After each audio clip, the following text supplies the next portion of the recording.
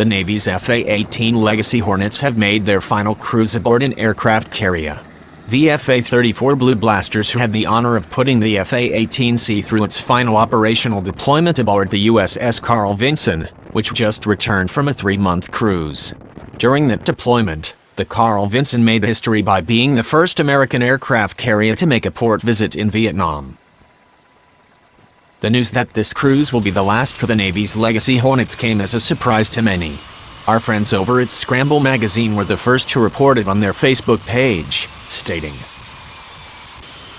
"On April 11, 2018, Strike Fighter Squadron, VFA, 34 Blue Blasters, NE-4XX, arrived back home at Nassau, Siena, VA, after a 3-month deployment with CVW-2 on board the USS Carl Vinson, CVN-70. The FA-18C squadron embarked on January 5, 2018 the Vinson.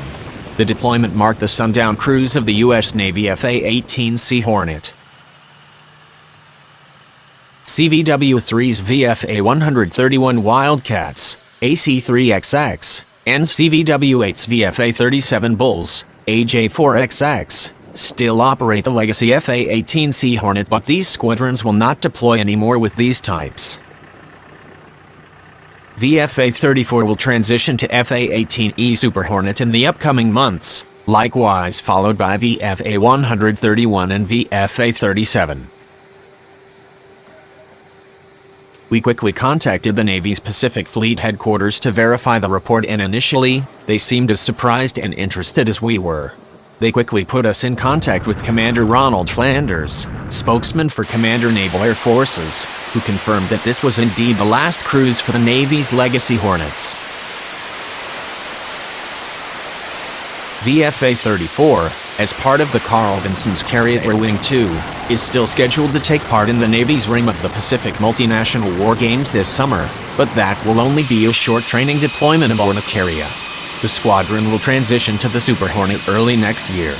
The Blue Blasters, originally from A-6 Intruders to FA-18 Hornets back in 1996.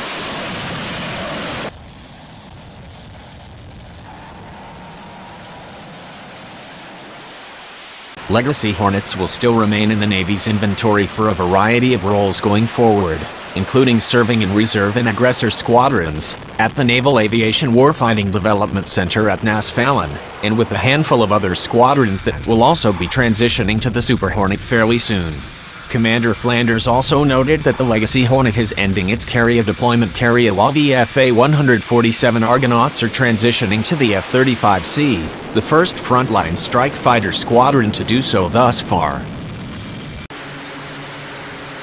With its recently expanded budget, the Navy is ordering dozens of extra Super Hornets in the advanced Block 3 configuration over the coming years, as well as beginning to field the F-35C to operational units.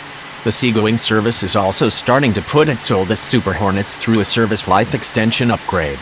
All combined, this new plan will allow many Navy FA-18A plus S and FA-18Cs to be transferred to the USMC to help bolster their very tired Hornet fleet, both in terms of providing fresher aircraft and a ton of dearly needed spare parts.